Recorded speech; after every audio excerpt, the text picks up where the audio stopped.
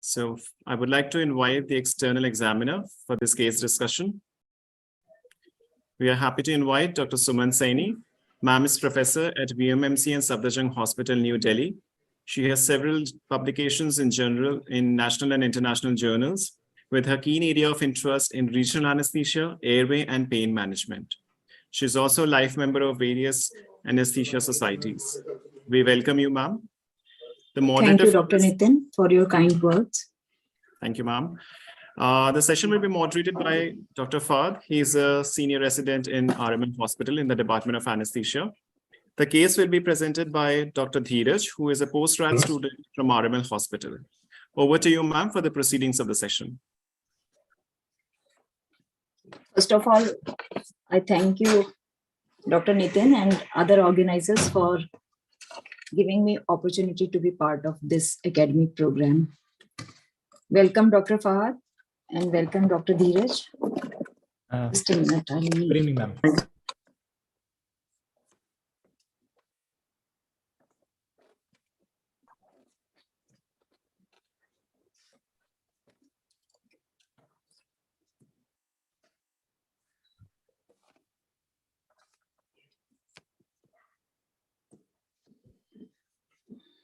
I think we can start with the case. Yes, Dr. Fahad, unmute yourself. Good afternoon, everybody. Today's case presentation is on... Unmute yourself. Dr. Dheeraj, unmute yourself.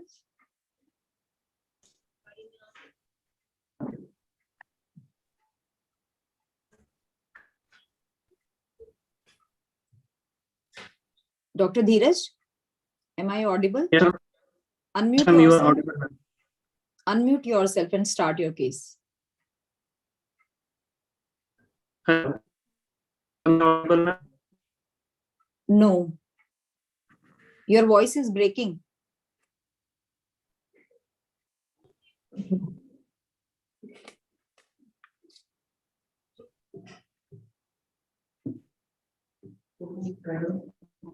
Hello. Yes, Fahad, Dheeraj, your voice is breaking. It's not clear to me. Now also, ma'am? Speak a bit louder. Hello.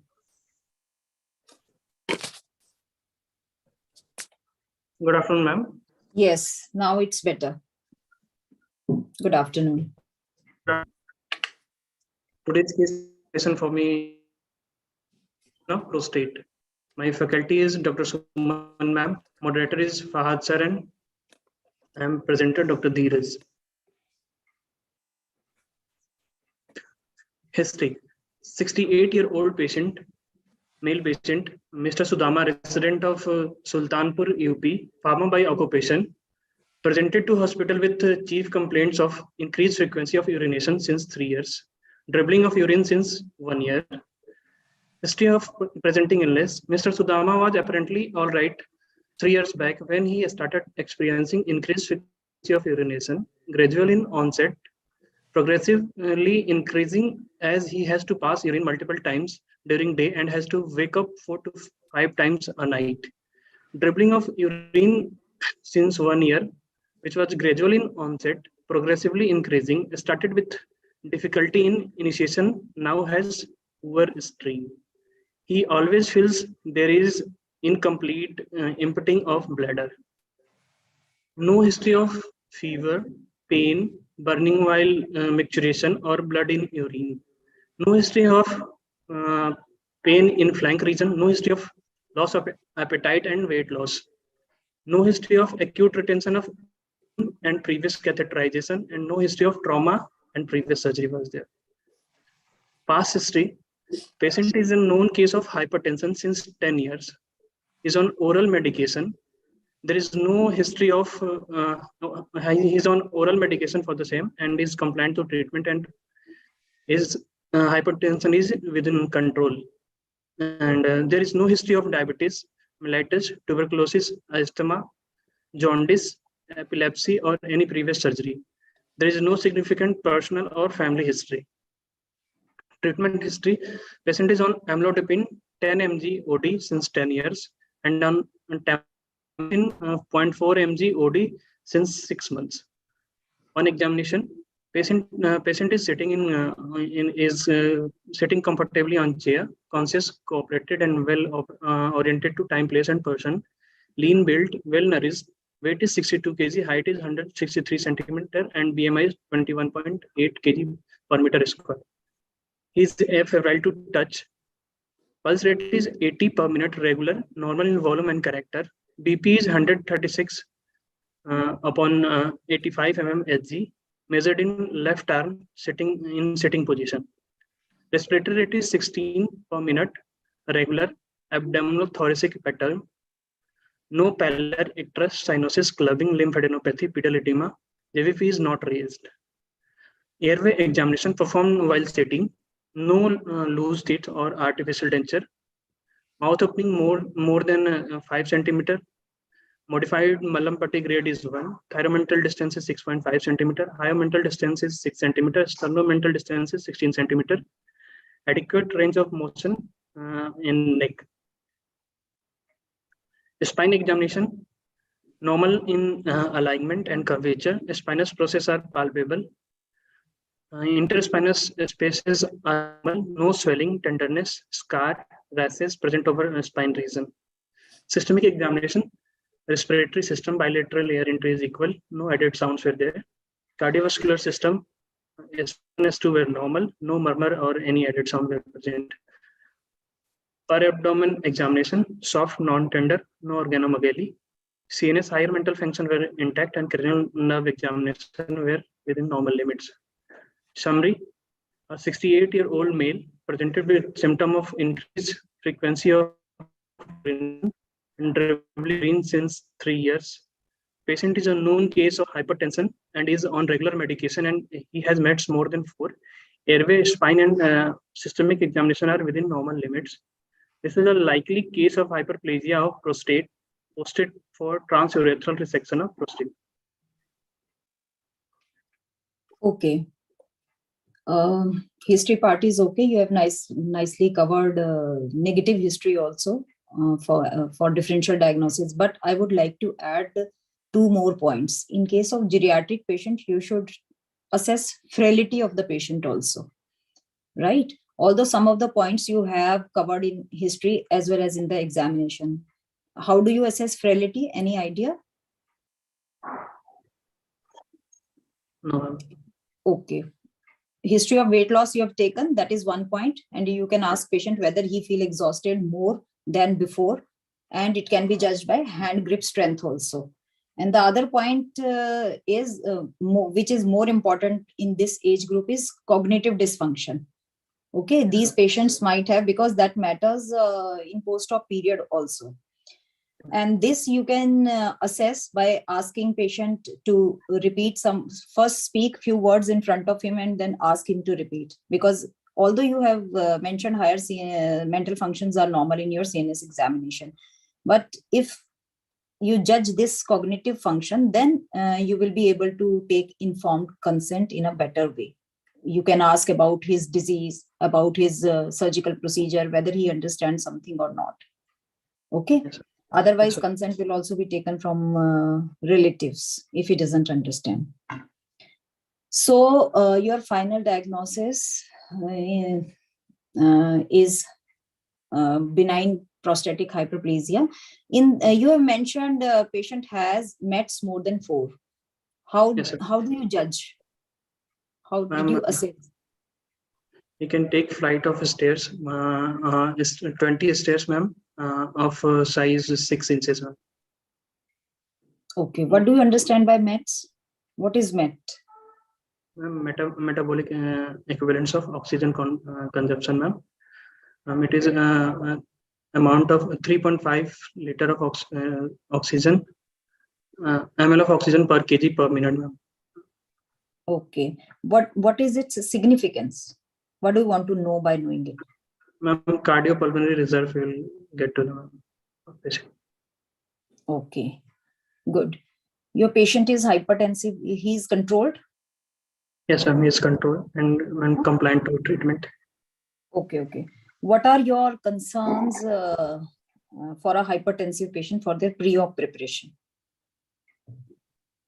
Ma'am, hypertension patient, ma'am, we have to, ma'am, look for which drug they are on. Since this patient is on amlodipine, we can continue with the amlodipine, ma'am. Otherwise, if patients are on other antihypertensive like ACE inhibitor or ARBs, ma'am, these drugs have to be discontinued before Why? the day. Ma'am, Why? Because, ma'am, they can cause, ma'am, hypotension after induction, ma'am. Yes. Okay. What else you would like to know about these patients? Ma'am, ECG, I will like to know about No, ECG. I'm not asking this. I'm asking, does hypertension has some systemic effects? Would you Yes, like ma'am. to know end organ damage? Yes, ma'am. Yes, ma'am. That is more important because hypertension is also affecting other systems, no? Yes, ma'am. Hypertension, ma'am, affects, ma'am. First of all, ma'am, serious, ma'am, heart. It affects hearts also. Ischemic changes can be there, ma'am. And ma'am, renal system. There can be That you will come to know after investigating the patient, but that should be your priority. Yes, okay. Suppose this patient has BP of 160 and 100 by 110. So would you like to go for surgery? Proceed for surgery, for elective surgery? No, ma'am, I will like to, ma'am, optimize the patient and ask for, ma'am, change of medication and BP starting, ma'am. Then I will review after that. Okay. What will happen if it is uncontrolled? What complications can happen? Ma'am, there are perioperative, ma'am, risk increases, ma'am. Perioperative risk increases if we, ma'am, conduct these cases, ma'am, hypertensive cases. Okay. What type of risk you mean? Cardiac risk?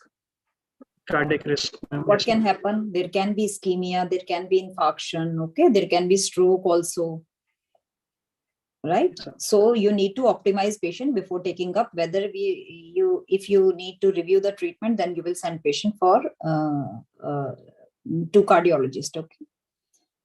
So now this patient has been posted for TURP surgery. What all investigations will you order? In CBC, I will order, ma'am, HB, TLC, and ma'am, platelet. Okay. Why HB? Why is it important? Ma'am, to know about, ma'am, baseline existing any pre-existing, ma'am, anemia. Ma'am, TLC to rule out any urosepsis, because, ma'am, this is a case of BPH, ma'am. Here, ma'am, there is stasis of urine, and our patient also gives history of incomplete voiding of urine. So, ma'am, stasis can cause bacteremia, ma'am. Also, ma'am, prostate harbors bacteria that can be a cause of sepsis, ma'am. Okay, good. Would you like, HB is also important to calculate allowable blood loss. You may need to transfuse these patients, right? Yes. Okay. What are other investigations? Ma'am, renal function test I will get.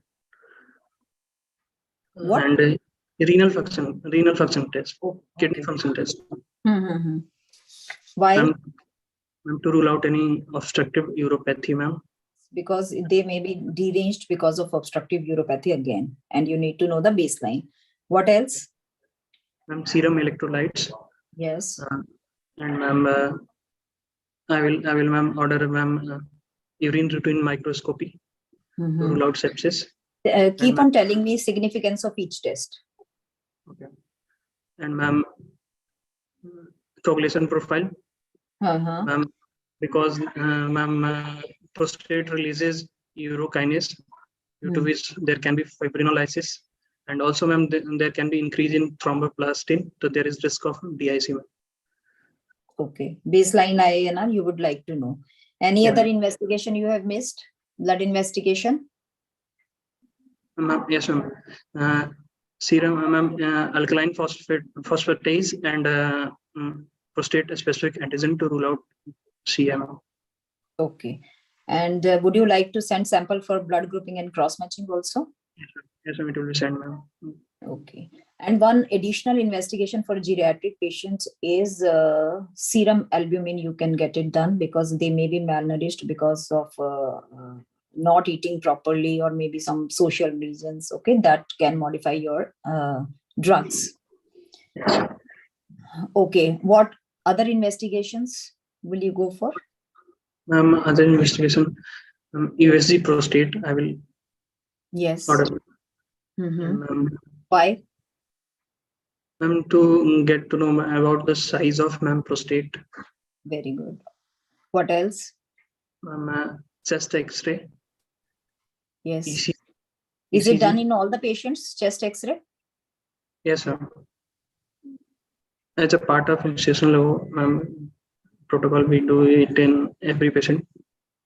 In every patient of all the age groups? Yes, ma'am. Even for children, are you getting chest X-ray done at your institute? No, ma'am. No, So, ma'am. okay. If there are no indications of chest X-ray, then we get it done in patients who are more than 45 years of age. Okay. Yes. And it can be avoided also if there is no such history. So it's not mandatory to get chest X-ray done, right? Then what about ECG? I will get done ECG, ma'am. Okay. Why do you want to go for ECG in this patient? Ma'am, since patient is hypertensive for 10 years, there can be ma'am LVH, ma'am. To rule out that, ma'am, I will get ECG. There can be arrhythmias also, ma'am, in old age, ma'am. Would you like to go for echo? Ma'am, in this patient, I will not go for echo, ma'am. Why? Because he has, ma'am, reserves, ma'am, adequate reserves he has. His meds are good and he is a controlled hypertensive. Yes, sir. Functional capacity is normal. So in this patient, it's not mandatory. So if such patient comes for surgery, what are your anesthetic concerns for a TURP surgery? First is, ma'am, they are geriatric patient, ma'am. So, they have some physiological changes, like in this, they have impaired baroreceptor reflex, and ma'am, they have reduced sensitivity to beta receptors, and they have diastolic dysfunction. They have, ma'am, respiratory, ma'am, they have decreased PaO2. COPD is common. FRC is reduced, ma'am. And CNS, ma'am, they have. How is it significant? Though it is significant for every patient, but how is it significant for this particular surgery? Respiratory changes. Ma'am, in this patient, ma'am, we are in this surgery, ma'am, we will put patient into lithotomy position, ma'am. Yes, good. Which will further aggravate the problems. Okay. Yes, ma'am. Okay. What else? Ma'am, CNS, ma'am, they are susceptible for cognitive dysfunction. Also, ma'am, and they have reduced functional tissues, ma'am. So, ma'am, anesthetic drug requirement is reduced. Also, ma'am, they have prolonged action of muscle relaxants. Also, they are, ma'am, prone to hypothermia. Okay. What other concerns? These are related to geriatric patients, geriatric age group. What others? Yes. They have also decreased GFR. So, ma'am, there is reduced excretion of drug we are administering. Also, they have reduced blood supply. So, if this patient comes to you for PAC, for surgery on for prior day, what advice will you give? Actually, we have to stick to time also, so we need to be fast. Ma'am, I will advise NPO for 8 hours, and ma'am, get written informed consent. Arrange blood and blood products.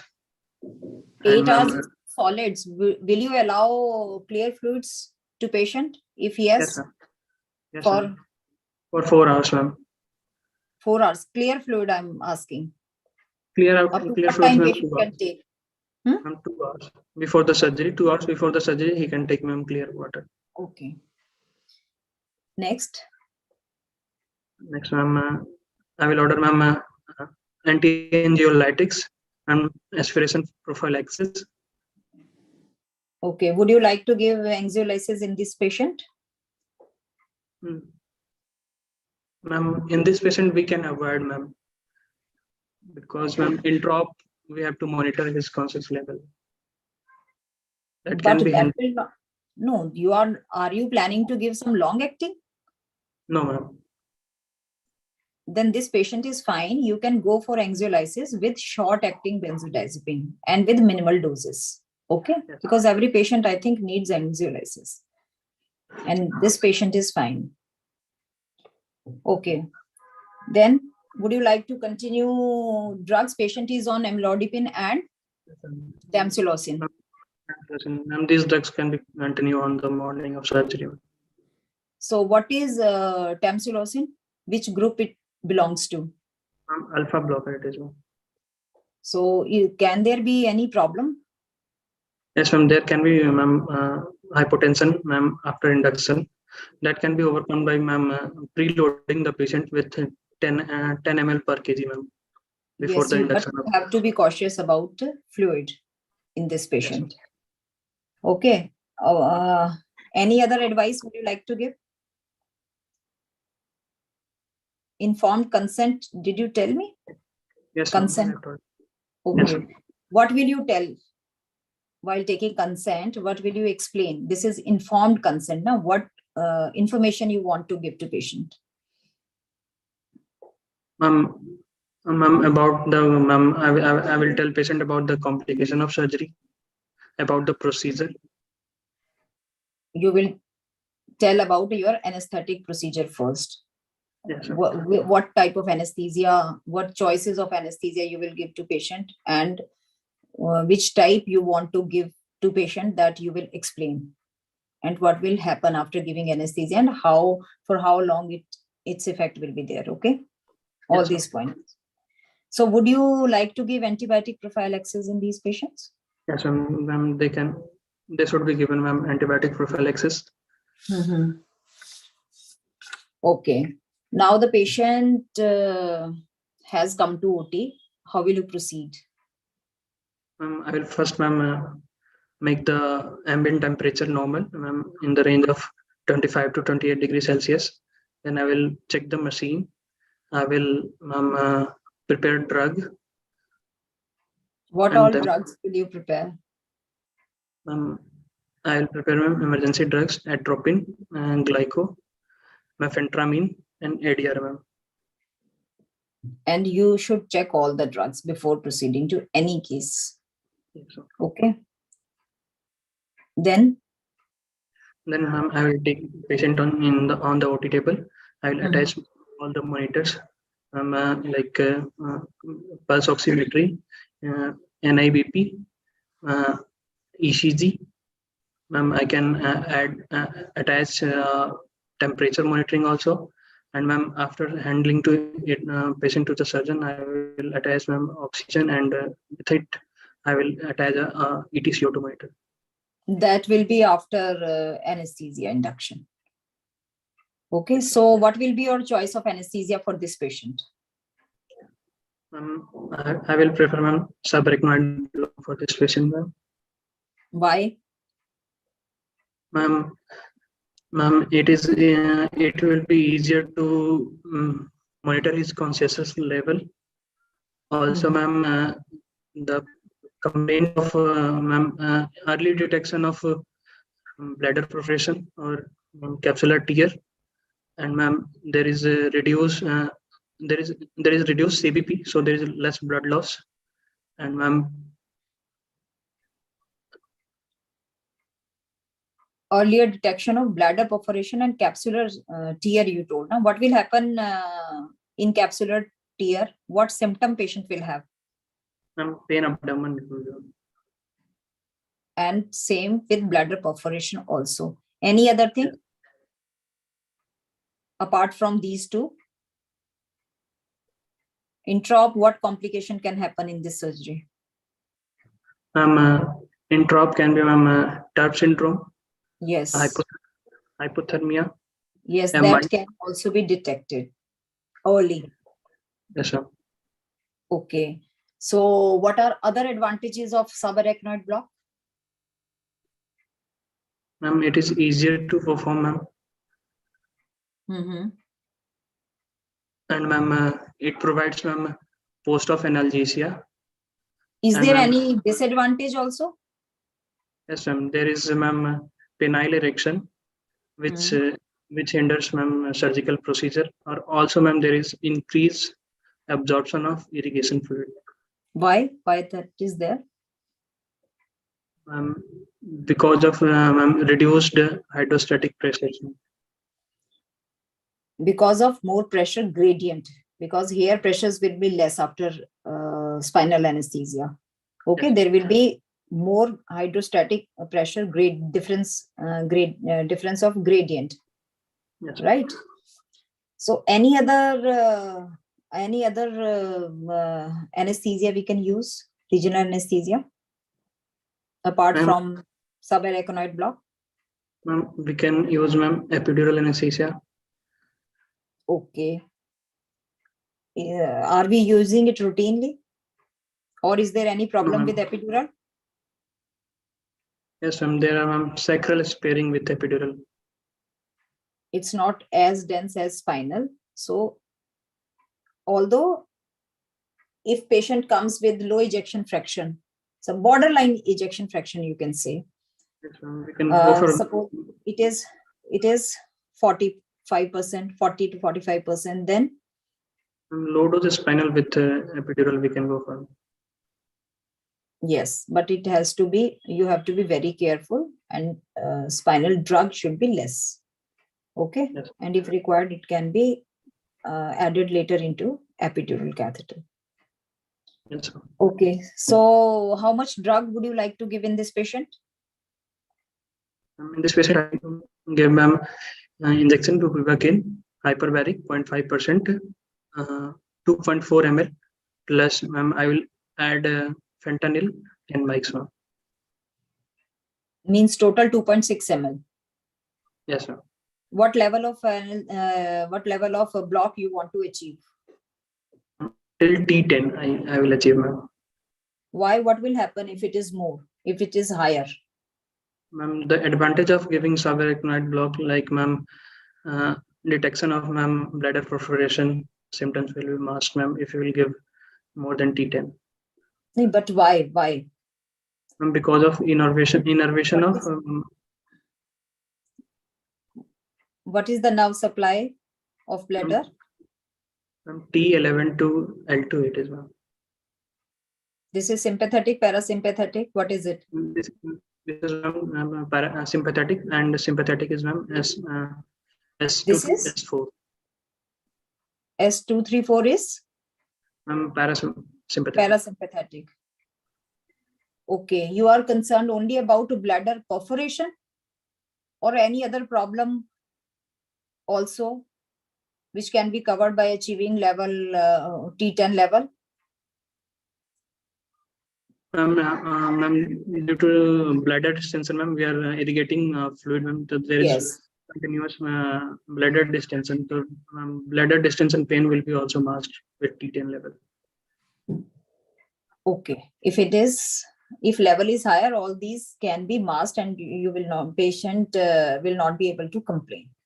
Okay. Yes. And if level is lower, then also it's a problem. Yes, sir. So after subarachnoid block, now what will be patient's position? Ma'am, it will be lithotomy position, ma'am. Okay. So after how much time this should be achieved? Will you place patient immediately after giving spinal to lithotomy position? I'll wait for drug to settle down. It takes around, ma'am, 8 to 10 minutes, ma'am, for that. Yes. What will happen? If ma'am we will give early lithotomy position, ma'am, drug will rise up, ma'am, and the level will, ma'am, go upwards. Yes, level. There can be higher level of spinal blockade. So what are problems associated with the lithotomy position? Nerve injury. There can be nerve injury. Which nerves? First, saphenous nerve due to medial compression of medial aspect of leg over knee brace. Nerve due to compression of and common peroneal nerve due to compression of. I couldn't hear actually. I couldn't hear. You said saphenous nerve and then? Common peroneal nerve due to compression of lateral aspect of leg, and obturator nerve due to compression of groin. And there can be venous. Femoral nerve also. Respiratory changes you already told me. There can be cardiorespiratory compromise also in this position. What is cardiac concern? This is lithotomy position. What will happen to central blood volume? Preload will increase, which will increase. If patient has pre-existing cardiac compromise, these patients can go into failure early. Yes, ma'am. Okay. So is your patient settled, or you want to do anything else before handing over patient to surgeon?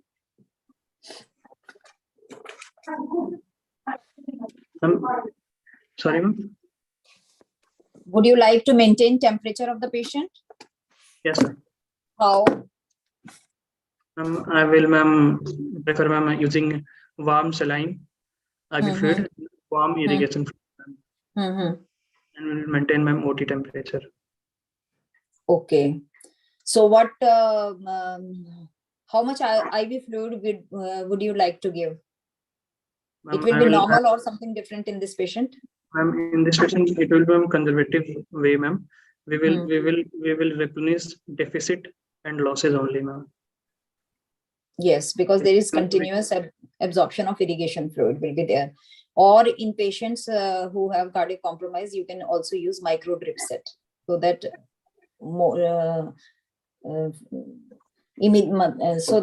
restricted fluid goes. Okay, even sometimes accidentally more fluid can go. No. Yes, so if this patient has hypotension, how will you treat it? What will be your choice? Whether fluid or vasopressors? Vasopressors, ma'am. Okay. Since there is a risk of overload, ma'am, in this patient. Okay. Now patient has been handed over to surgeon.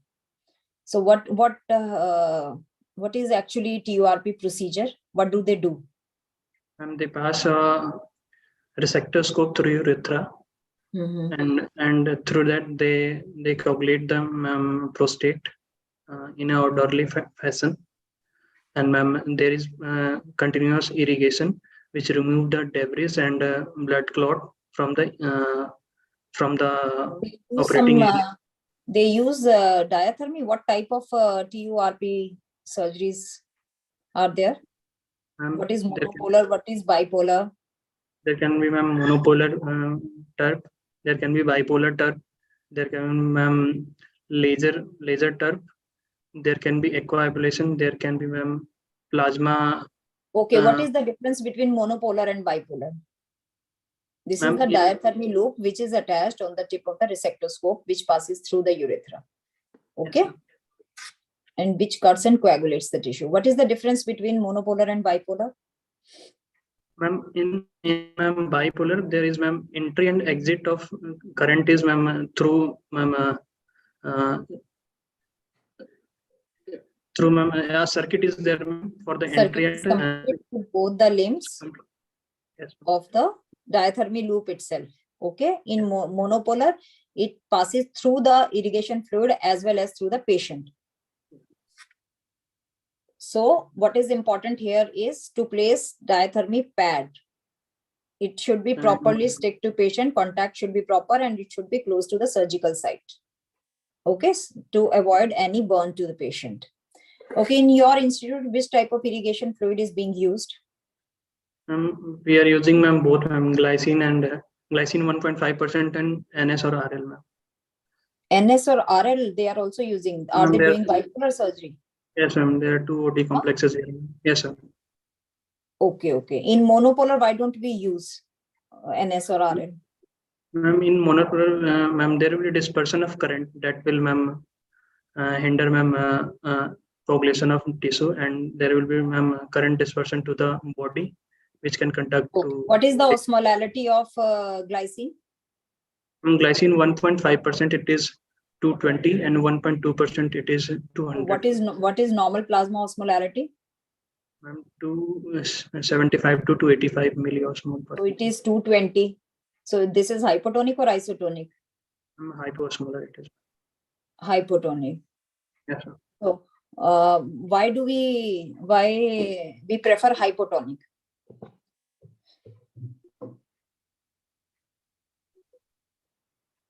There must be some reason, no? Hypotonicity improves visibility of the surgical fluid, maintains transparency of the fluid. Okay. What are other fluids which can be used? Ma'am, sorbitol 3.3% can be used, ma'am. Just name them. Sorbitol, glycine, urea, glucose. Okay. Now surgery is proceeding, and 30 minutes after surgery, your patient gets restless. He has shortness of breath. He complains of chest discomfort. So and also diminished vision, blurred vision. What will you do? I will first, ma'am, ask surgeon. I will suspect, ma'am, TURP syndrome. Ask surgeon to stop the irrigation, ma'am, and surgery. And then, ma'am, I will ensure airway, breathing, and circulation. Actually, surgery may not be stopped immediately. But main point is to achieve hemostasis faster so that there is no further absorption of fluid. Okay, both things will be done simultaneously. Yes. So directly you think of TURP syndrome, or any other options also may come to your mind? There can be, ma'am, hypotensive episode, ma'am, to the patient. Yes, yes. Patient is complaining of chest discomfort. You have to rule out cardiac cause also. Okay. Yes. So don't directly jump over to diagnosis. So yes, you started with oxygen. Then oxygen was already there. Yes, and then I will give oxygen and look whether he is maintaining saturation or not. If he is not maintaining, ma'am, saturation, then I will, ma'am, secure airway, and then, ma'am, circulation. If, ma'am, there is hypotension, I will start inotropes, ma'am. Okay. You will treat symptomatically. Then anything else? Ma'am, I will send, ma'am, investigations. Would you like to put arterial line or yes, central line? Invasive monitors can be added, ma'am. Yes. So would you like to send ABG? What investigation yes, send? Ma'am, I will send ABG, serum electrolytes, osmolarity, and, ma'am, 12-lead ECG can also be done, ma'am, and glucose level will be checked, ma'am. Okay. ABG has come. ABG is showing hyponatremia. Ma'am, if ma'am, sodium is more than 120 or 120, and, ma'am, there is mild symptoms, ma'am, then I will prefer using furosemide and fluid restriction, ma'am. If, ma'am, sodium is less than 120, then it depends on actually not the absolute number of sodium. It depends on the symptoms of the patient. You will check the serum osmolarity also, but first you will send serum electrolytes. Okay. If suppose serum sodium is low but osmolarity is normal and patient has mild symptoms, then you need not to directly go to hypertonic saline. But if absolute value is low compared to the previous and patient is severely symptomatic, then you will go for hypertonic saline. How do you give this? Hypertonic saline, ma'am. Rate of correction of sodium should be, ma'am, in range of 0.5 to 1 milli equivalents per liter per day, ma'am. And, ma'am, I will use, ma'am, 2 times the total body water What percentage of saline you are giving, hypertonic saline? 3% hypersaline, ma'am.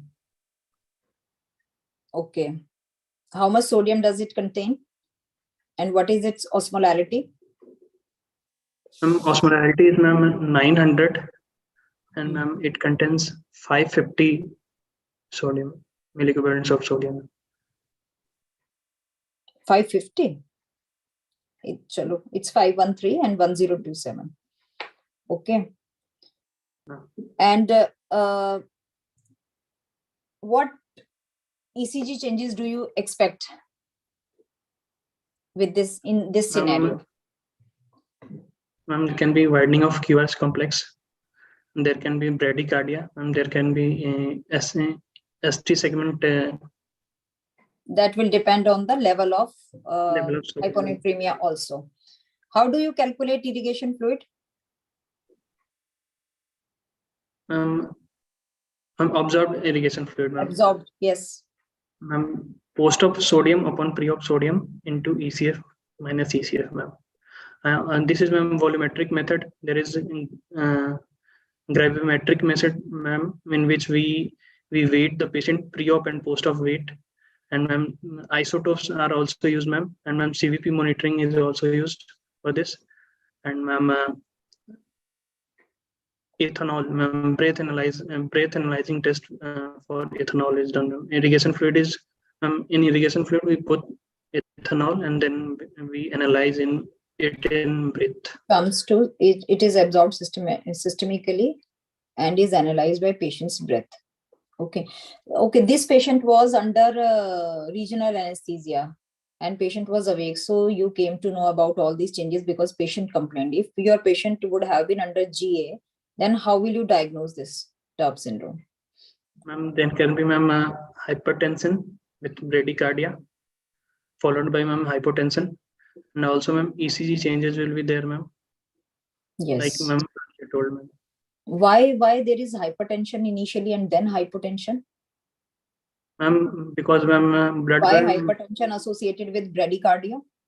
Ma'am, because, ma'am, blood-brain barrier is, ma'am, more permeable for free water, ma'am. Ma'am, then water enters into the brain that causes, ma'am, cerebral edema, which will cause, ma'am, raise of ICP, which will cause, ma'am, hypertension and reflex bradycardia, causing reflexitism. Okay. And why there is hypotension later on?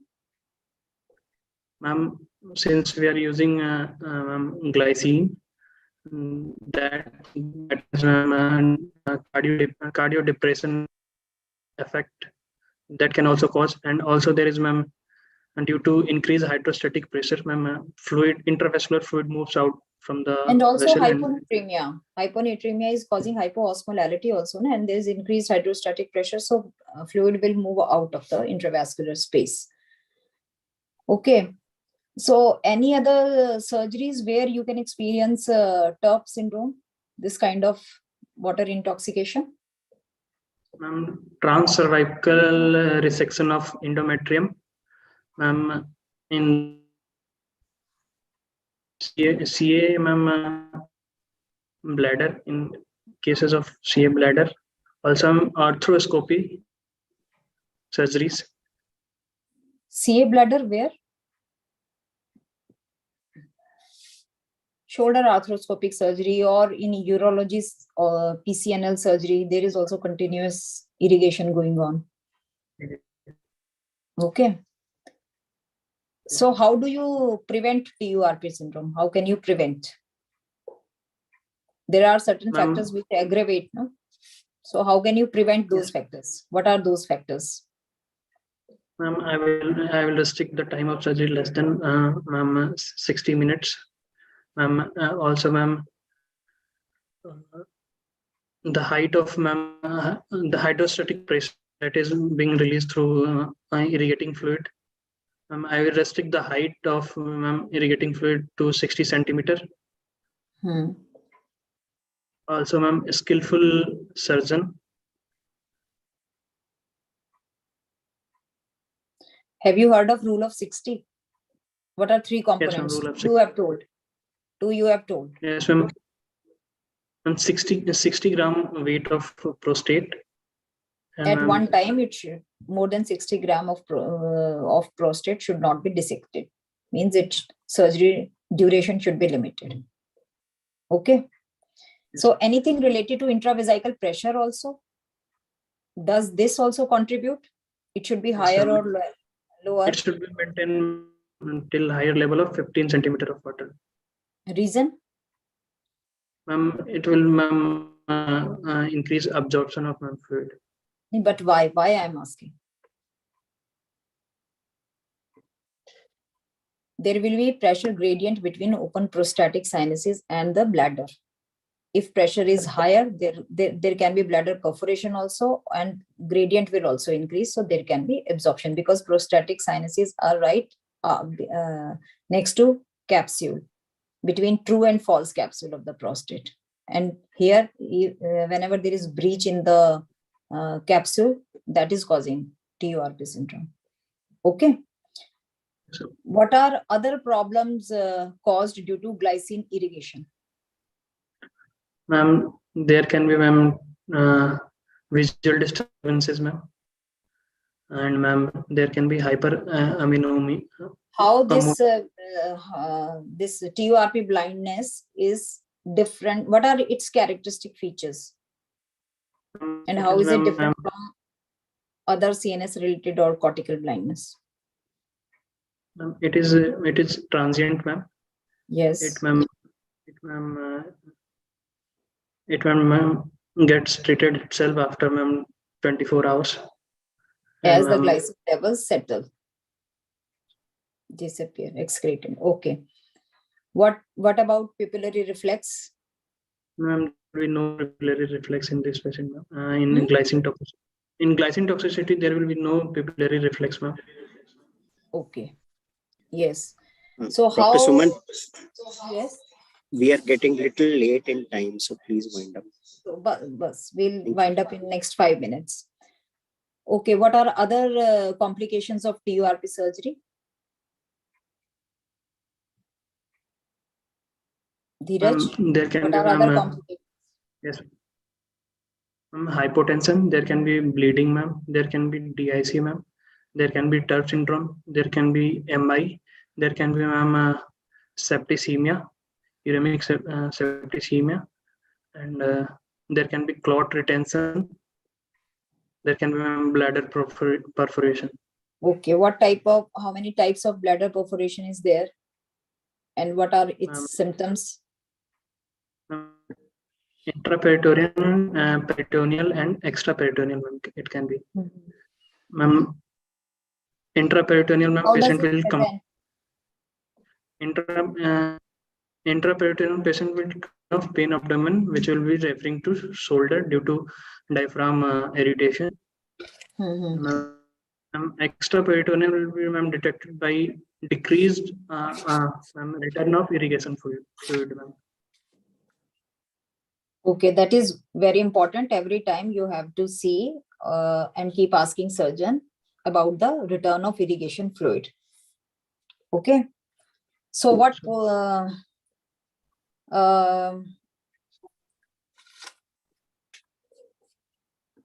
now surgery is done. What precautions will you take in post-op, or what post-op care will you give to this patient?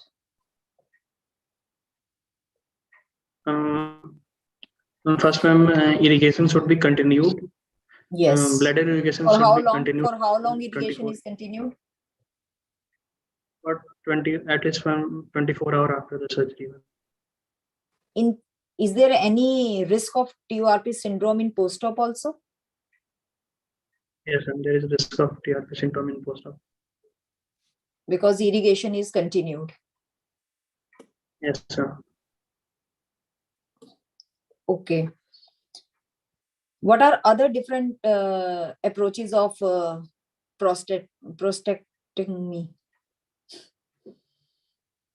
Apart from this monopolar and bipolar. And lasers, ma'am. Advantages. Holmium laser enucleation of prostate is there, ma'am.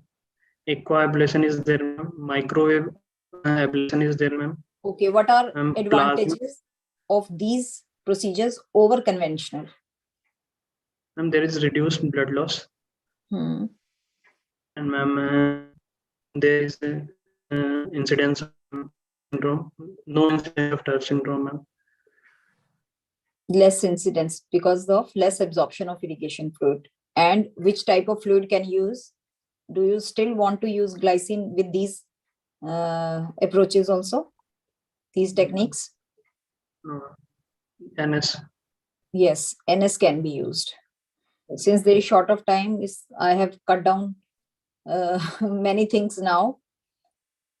Dr. Nitin?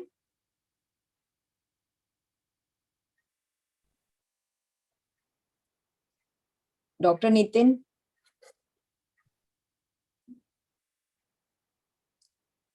Fahad? Unmute yourself. Yes, ma'am. Ask organizers, are they permitting you to speak for Yes, some Dr. Suman. 5 minutes? Hello, Dr. Akhilesh. So can Dheeraj speak Yeah, for Farhad. 5 minutes? Good evening, sir.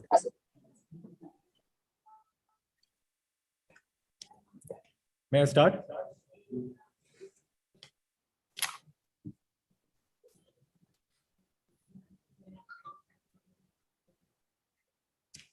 Okay. Very good evening, everyone. I'm Dr. Fahad. I'm doing my senior residency at Dr. RML Hospital. I'll be covering up the anesthetic consideration in TURP since we're very short on time. So I'll be just rushing through the slides. So TURP, transurethral resection of prostate, it is currently the gold standard surgical treatment from benign prostate of hyperplasia. This BPH, it affects 50% of males at 60 years of age and 90% of males at 85 years of age. So basically, TURP is most commonly performed in elderly population, a population which has a high incidence of other cardiac other issues like cardiac issues, respiratory diseases. Now, this TURP, it also carries a risk of unique complication because of the use of large volumes of irrigating fluid for the endoscopic dissection. I'll just brief you about the procedure. So this TURP is performed in lithotomy position using a resectoscope through which a diathermy loop is passed. The prostatic tissue is resected in small strips with fluid. And at the end of the procedure, which lasts for around 30 to 90 minutes, a 3-lumen catheter is inserted and the irrigation is continued for the next 24 hours, even after the operation. So coming on to the pre-op considerations, these patients, as I already said, these patients of TURP are frequently elderly. So they have their own coexisting diseases. Like 67% of the population have cardiovascular issues and 29% of them have respiratory issues like COPD. 8% of them manifest with diabetes. And these patients, because of the use of long-term diuretics, these patients are essentially manifesting dyselectrolemia. And because of the restrictive fluid intake, they are usually dehydrated as well. And because of the enlargement of the prostate, these patients usually have obstructive uropathy, which manifests in the form of impaired renal function and chronic UTI.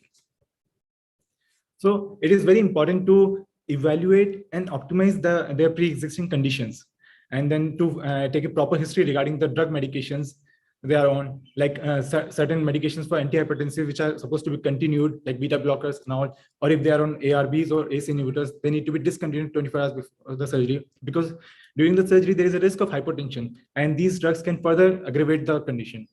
And then OHS, which need to be skipped before the surgery. And since prostate, it harbors bacteria, so these patients have obstructive uropathy, there's increased risk of UTI. So antibiotic prophylaxis is very much recommended.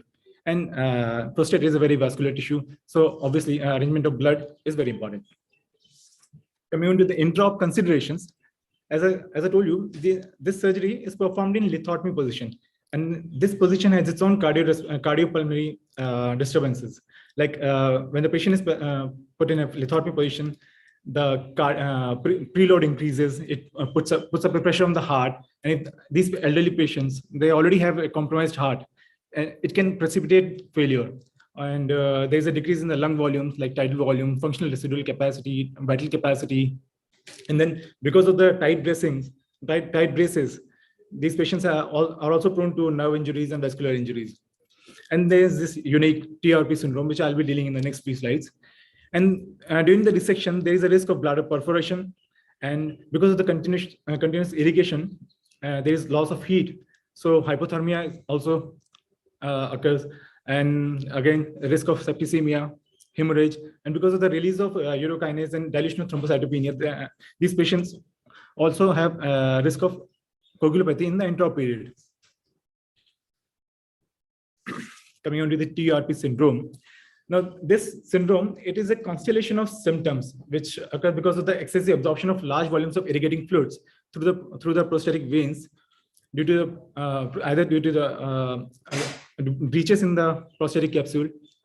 And this usually occurs 15 minutes after the start of resection, or can occur up to 24 hours.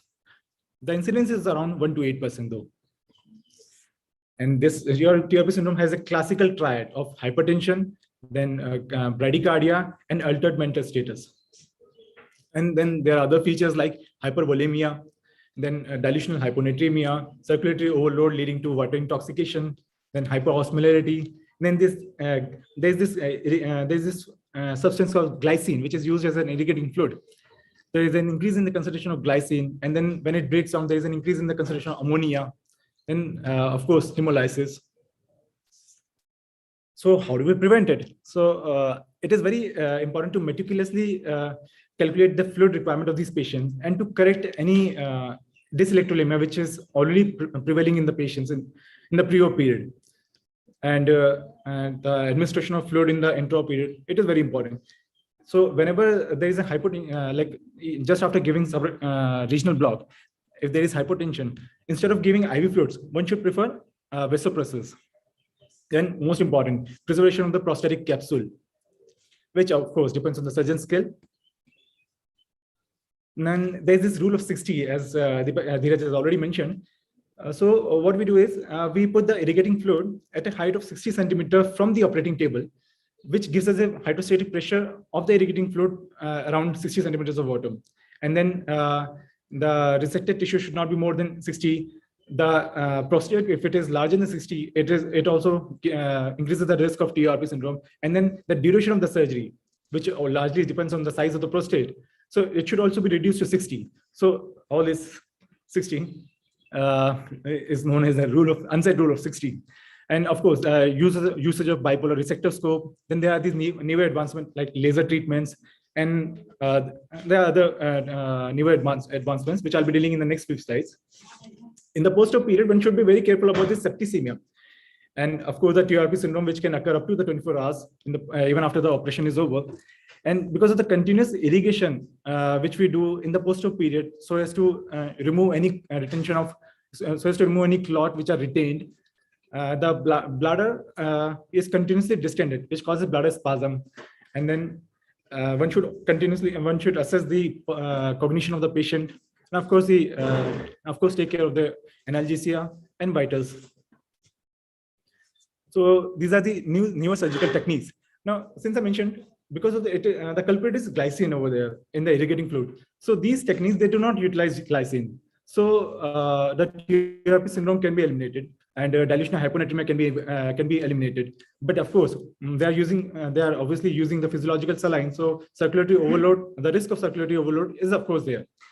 So the new techniques include the laser technique, which is HOLEP, and KTP laser, which uses the photoselective evaporation of the prostate. And there's this bipolar plasma evaporation of prostate.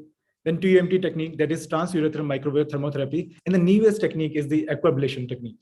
What it does is it uses the USG, and there's a USG that is focused saline ablation of prostate. So all these new techniques. So we are eliminating TURP, we are eliminating dilution hyponatremia, we are decreasing the surgical time. So, and of course, the blood loss is also minimal. But yes, there is a learning curve to all these techniques.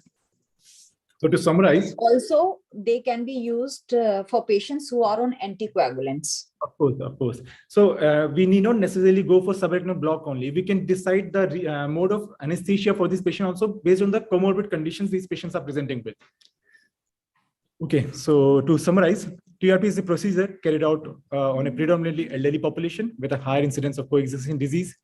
A thorough pre-op assessment is very important in detecting at-risk patients and helping to choose the anesthesia technique. Subarachnoid block is widely considered the most suitable technique, and a block level up to T10 provides excellent anesthesia without notable hypotension.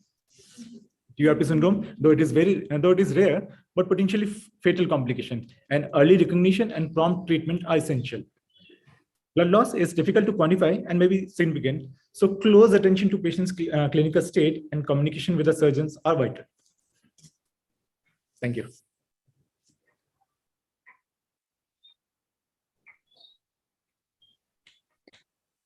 Any questions? No questions, ma'am. Okay. Thank you for such an informative session, ma'am. Thank you. Now I would like to invite Dr. Madhu Gupta for chairing the next session. Ma'am is a professor of anesthesia and critical care in ESI Basai Darapur. Ma'am's area of special interest are obstetric anesthesia and pediatric anesthesia. Ma'am has a teaching experience of over 34 years. Ma'am have publication in national and international journals and have conducted various CME and workshop for ESI hospitals. Ma'am is also awarded WHO fellowship in 2001 and also fellowship from Indian College of Anesthesiologists. Welcome, ma'am.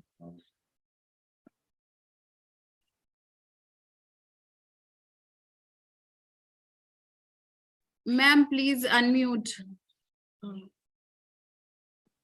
Am I audible now? Yes, ma'am.